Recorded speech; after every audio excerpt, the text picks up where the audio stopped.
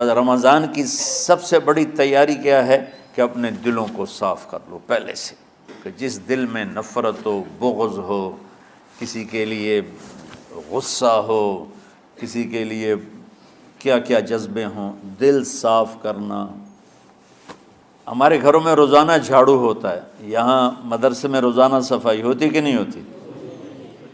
کیونکہ دنیا کی اصل گندگی ہے تو جھاڑو ہاتھ سے نہیں چھوٹ سکتا۔ حرم شریف میں دیکھا کیسے چاروں طرف خدام پھر رہے ہوتے ہیں برش لے کر، تو دل پہ غبار ایسے آتا ہے جیسے صحن میں غبار آتا ہے، دل پہ گندگی ایسے آتی ہے جیسے صحن میں آتی ہے۔ تو ہم نے نظام بنایا ہوا ہے، لوگ مقرر ہیں وہ روزانہ جھاڑو دیتے ہیں۔ تمہارا دل ایک آنگن ہے، ایک صحن ہے، اس میں بغض، نفرت، حسد، پتہ نہیں کیا کیا گندگیاں آئیں گی اور آتی رہیں گی۔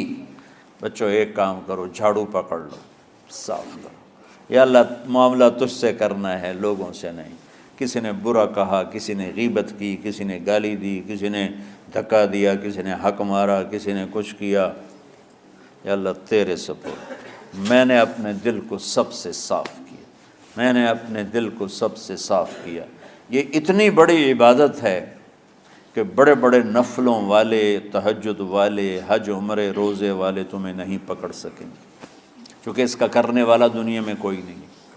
نفل پڑھنے والے تو بے شمار ہیں، عمرے کرنے والے بے شمار ہیں، علماء بے شمار ہیں، حاجی بے شمار ہیں، سخاوت کرنے والے بے شمار ہیں، لیکن اس ٹکڑے کو صاف کرنے والا لاکھوں میں ایک بھی نہیں ہے۔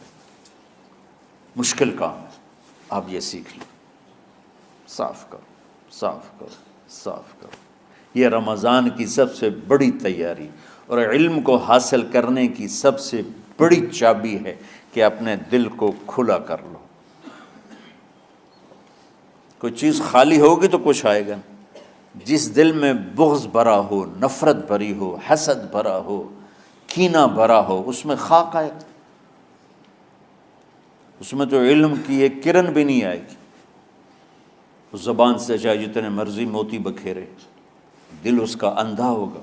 لا تعمل ابصار ولکن تعمل قلوب التي في الصدور۔ یہ آنکھوں سے اندھے نہیں، دل سے اندھے ہیں۔ تو بچوں اپنے دل کو صاف کرنا سیکھو۔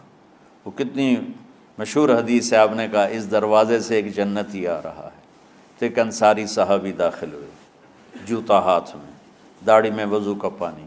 اگلے دن اس دروازے سے ایک جنتی آ رہا ہے، تو ایک صحابی آئے، ہاتھ میں جوتا، داڑھی میں وضو کا پانی، وہی صحابی۔ اگلے دن اس دروازے سے ایک جنتی آ رہا ہے، تو وہی صحابی 3 دن جنت کی بشارت لی انہوں نے۔ اس صحابہ کی جماعت میں ایک شخص ہیں جن کا نام ہے عبداللہ بن عمرو بن عاص۔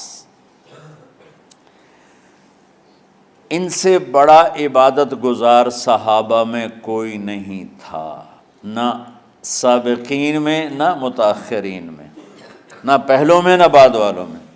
ان کی عبادت کیا تھی؟ ساری رات جاگنا، سارے دن کا روزہ، اور ایک ختم قرآن صبح سے شام تک۔ اتنی اللہ نے طاقت دی تھی۔ پھر وہی غلوب والی بات آ گئی، ایکسٹریم ہونے والی بات آ گئی۔ ان کی شادی والی رات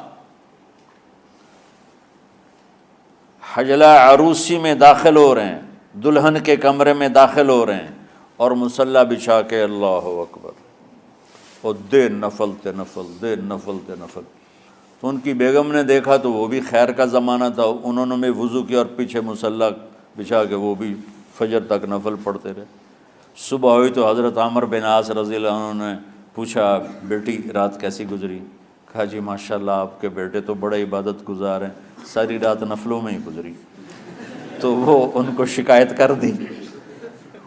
حضرت عمرو بن عاص کو اتنا غصہ چڑھا، وہ بیٹے کو تو کچھ نہیں کہا، کتنی حکمت کی بات ہے، سیدھے گئے اللہ کے نبی کے پاس، یا رسول اللہ یہ عبداللہ دیکھیں کیسا نادان ہے، اس کی شادی کی ساری رات نفل پڑھتا رہا۔ تو آپ کہتے ہیں ماشاء اللہ کتنی بڑی بات ہے.